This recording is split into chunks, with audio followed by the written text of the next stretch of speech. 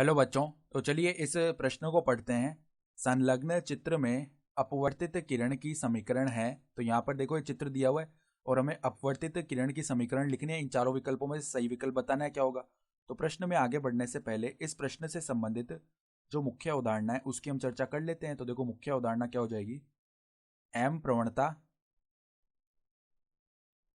प्रवणता वाली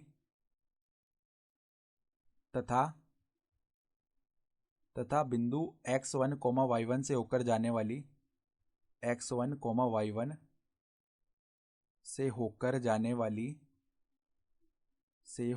जाने वाली रेखा का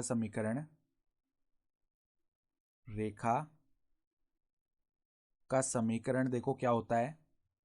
ये समीकरण हम लिखते हैं y माइनस y1 बराबर में m गुणा x माइनस x1। ठीक है।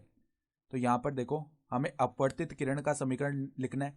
तो हम ये देखो चित्र में देख पा रहे हैं कि अपवर्तित किरण बिंदु ए से तो गुजर रही है। ठीक है। यानी कि बिंदु तो हमें पता है जहाँ से जा रही है। अब इसकी प्रवणता लिख लेते हैं।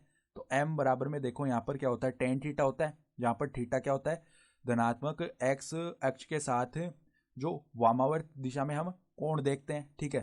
तो यहाँ पर देखो धनात्मक x अक्ष के साथ ये वाला जो कोण आएगा ना, ये कोण पूरा हम देख पा रहे हैं कितना आ जाएगा। ये पूरा 90 डिग्री है ना, तो ये 60 डिग्री आ गया कोण। लेकिन हमने क्या किया है, हमने अभी कोण दक्षिणावर्त दिशा से लिखा है। ठीक है। तो वामावर्त के लिए हमें -60 डिग्री लिखना पड़ेगा, यानी टेन -60 डिग्री आ जाएगा इसका मान, प्रवणता का मान।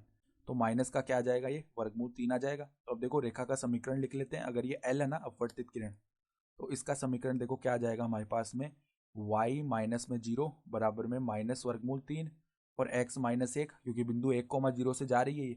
तो देखो y बराबर में क्या आ गया, माइनस वर्गमूल 3x प्लस में वर्गमूल 3। यानी कि ये समीकरण बन जाएगा देखो अब वर्गमूल 3x प्लस में y माइनस वर्गमूल 3 बराबर में 0। यानी कि विकल्प सी जो है हमारा सही विकल्प आ जाएगा। ठीक है। तो आशा करता हूँ कि आपको ये प्रश्न समझ में आया होगा। धन्यवाद।